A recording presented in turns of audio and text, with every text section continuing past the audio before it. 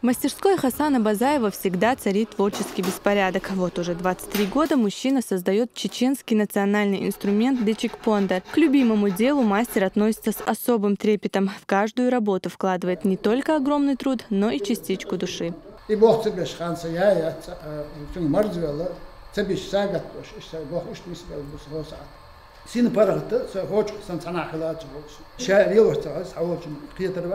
Хасана часто сравнивают с Антонио Страдивари. Как и знаменитый мастер, в своей работе он использует ель, которая хорошо держит форму и придает готовому инструменту особые акустические свойства. При отделке используют так называемое железное дерево – африканский бук. Готовые изделия украшаются национальным орнаментом.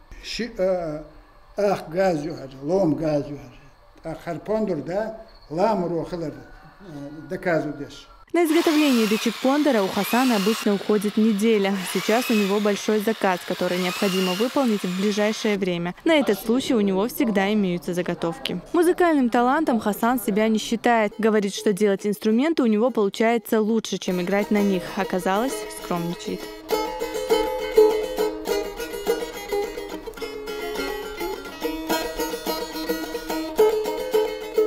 Розана Цамаева, Таймир Хаджиев и Дани Хавхаров. Новости.